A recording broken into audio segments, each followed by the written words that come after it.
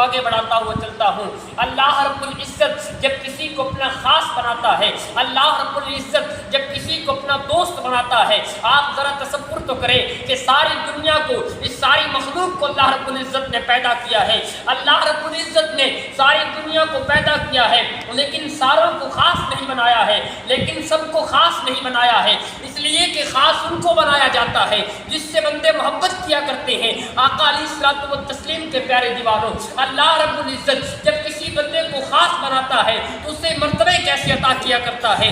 اللہ رب العزت جب کسی کو اپنا دوست بنایا کرتا ہے تو اس کو مرتبے کیسے عطا کیا کرتا ہے؟ سنیے تو صحیح میرے پیارے آقا علیہ الصلوۃ والسلام کے پیارے دیوانوں، جب اللہ تبارک و تعالیٰ جب کسی کو خاص بناتا ہے تو سب سے پہلے سوچیں عطا کیا کرتا ہے، اور بندہ خاص کس طریقے سے بنتا ہے؟ کیا کسی کے پاس پیسہ زیادہ ہو تو رب کا خاص بن جاتا ہے؟ کیا کسی کے پاس منصب زیادہ ہو تو کیا وہ رب کا خاص بن سکتا ہے؟ نہیں نہیں، میرے آقا علیہ الصلوۃ والتسلیم کے پیارے دیوانوں، جو بندہ 24 گھنٹے اللہ کی یادوں میں مست رہا کرتا ہے، جو بندہ 24 گھنٹے اللہ کی عبادتیں کیا کرتا ہے، جو بندہ اللہ کی یاد میں گم رہتا ہے، جس کو کسی اور چیز کا خیال ہی نہیں رہتا ہے، یاد رکھیں ہم راتوں کو سوتے ہیں، اللہ کے بندے راتوں کو اٹھ کے عبادتیں کیا کرتے ہیں، ہم راتوں کو سوتے ہیں لیکن اللہ کے بندے راتوں کو اٹھ کے اللہ کی ضربیں لگایا کرتے ہیں، ہم راتوں کو سوتے ہیں، ہمیں نرم بستروں کی ضرورت ہے لیکن اللہ کے بندوں کو نہ تو نرم بستروں کی ضرورت ہے اور نہ ہی اچھے کھانوں کے اچھے کھانے کی ضرورت ہے۔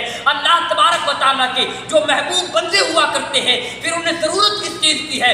سنیں تو صحیح، اللہ رب العزت جب کسی کو خاص بناتا ہے، جب کسی کو مرتبہ دیا کرتا ہے تو پھر قرآن کہتا ہے کہ الا ان اولیاء اللہ لا خوف علیہم ولا هم یحزنون، کہ سن لو اللہ کے ولیوں کو نہ کوئی خوف ہوتا ہے نہ کوئی غم ہوتا ہے۔ بے شک اس سے پتہ چلا کہ اللہ جب بندے کو خاص بناتا ہے، جب رب کسی کو خاص بناتا ہے تو زبان بندے کی ہوتی ہے، بولنا خدا کا ہوا کرتا ہے، زبان بندے کی ہوتی ہے، بولنا خدا کا ہوا کرتا ہے۔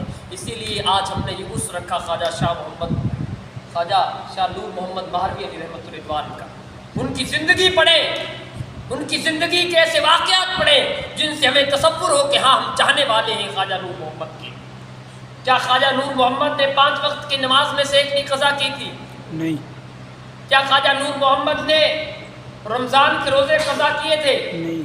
کیا خواجہ نور محمد نے اللہ کے فرمان، جتنے بھی فرمان ہیں، اللہ نے جتنا بھی فرمایا ہے، کیا ان میں سے کسی ایک کو بھی چھوڑا تھا؟ آج ہم کہتے تو ہیں ہم ان کے ماننے والے ہیں، میں بھی مانتا ہوں محبتیں ہوتی ہیں، لیکن اللہ کے بندو یاد رکھیں یہ محفلیں ہم نے سجائی ہے، یہ عرس آج ہم نے یہ سال ثواب کی محفل کی ہے، اس سے پہلے ان کا عرس بھی گزرا ہے، تو پیارے آقا علیہ الصلوۃ والتسلیم کے پیارے دیوانوں، محبت دل میں ہونی چاہیے، لیکن غور کریں جو کام انہوں نے اپنی زندگی میں کیے تھے وہ کرنے ہمیں ضروری ہے۔ وہ اس لیے ضروری ہے کہ ہم محبت تو کرتے ہیں لیکن پھر محبت کرتے ہیں پھر اس کا انداز بھی ہونا چاہیے۔ اس لیے خواجہ نور محمد مہروی علیہ رحمۃ الرضوان کا ایک چھوٹا سا واقعہ آپ حضرات کے سامنے رکھتا ہوں۔ فرماتے ہیں کہ ان کے زمانے میں ایک بندہ تھا حسو نام کا،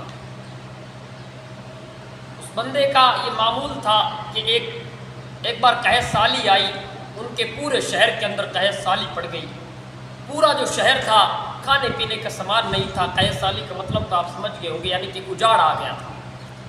ایک اس وقت اس دور کا ایک بندہ تھا، اس بندے کے پاس بھی قحط سالی آئی، یعنی کہ وہ بھی ایک دم کنگال سا ہو کے رہ گیا۔ اس نے کیا کیا، اپنی بیوی کو پکڑا، اس کی گردن کاٹی اور کھا گیا، اپنے بچے کو لیا ایک غار میں چلا گیا۔ اب جب غار میں گیا وہاں پر اس نے اپنا ٹھکانہ بنایا، اس کے ساتھ کچھ اس کے جو بھی بیٹے تھے بیٹیاں تھیں، اس کی جو اولاد تھی اس کو لیا اور غار میں چلا گیا۔ اب وہ کرتا کیا سنیں، اب وہ کرتا کہ گاؤں میں جایا کرتا اور بچوں کو پکڑ کے لایا کرتا اور اس کو ذبح کر دیا کرتا۔ یہاں تک تو بات سمجھ میں آتی ہے کہ شیر بچوں کو کھائے، شیر انسانوں کو کھائے تو سمجھ سکتے ہیں، لیکن انسان کو کھائے یہ عقل نہیں سمجھتی ہے۔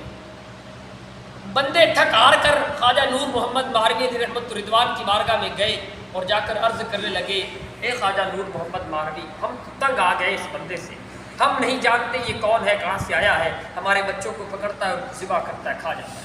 ایک دن کیا ہوا، خواجہ نور محمد مولوی، یہ بتا رہا ہوں کہ نظر کیا چیز ہے، اس بندے پر نظر پڑ جائے اللہ والوں کی کیا چیز ہے، اس سے آپ نصیحت حاصل کریں۔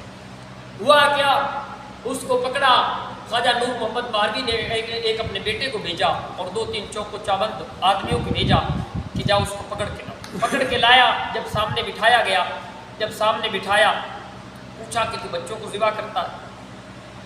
نہیں، پہلے یہ کہا، اپنے لانگڑی غلام رسول نام تھا لانگڑی کا جو روٹیاں پکایا کرتا تھا، اس کو بلایا اور کہا کہ جاؤ غلام رسول، ایک پوری توجہ سے سنیے گا، آپ ہی کے پیر و مرشد کا یہ واقعہ کہ ایک پورا ٹوکرا بھر کے لایا جائے روٹیوں کا اور ایک دال کی پوری دیگ بھر کے لائی جائے۔ جب اس کے سامنے رکھا، اس بندے نے وہ پورا کا پورا کھا گیا۔ دوسرے دن اب خواجہ نور محمد نے دوبارہ کہا کہ جاؤ غلام رسول، دوبارہ سے ایک ٹوکری کا لاؤ، کھانا پکا کے لاؤ اور ایک دال کی دیگچا لاؤ اور اس کے سامنے رکھو۔ اب جب پہلے دن نظر پڑی تو سارا کھا گیا۔ اب دوسرے دن کی نظر کا عالم دیکھیں، جب دوسرا دن آیا، بندے نے 4 روٹیاں کھائی، 4 روٹیاں کھانے کے بعد کہہ رہا ہے کہ اے پیر صاحب بس میں نے کھا لیا۔ کہنے لگے کل پوری روٹیاں کھا گیا، آج کہتا ہے کہ 4 روٹیوں سے میرا پیٹ بھر گیا۔ کہتے ہیں کہ نہیں خواجہ صاحب میں نے کھا لی 4 روٹیاں۔ اب خواجہ صاحب کو تیسرے دن کا بھی انتظار تھا۔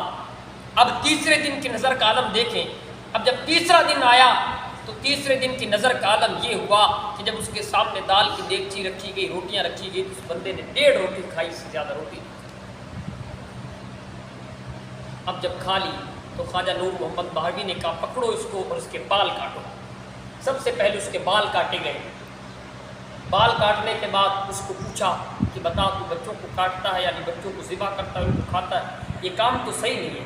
اس نے کہا کہ اے خواجہ نور محمد، یہ عقل کے اندر کچھ بات آئی، کیونکہ جب نظر پڑ گئی تھی، جب اللہ والوں کی جب نظر ہو جایا کرتی ہے تو بندوں کے مرتبے بدل جایا کرتے ہیں۔ جب اللہ والوں کی نظر کا عالم یہ ہے، جب اللہ والوں کی نظر کا، اللہ کے ولیوں کی نظر کا عالم یہ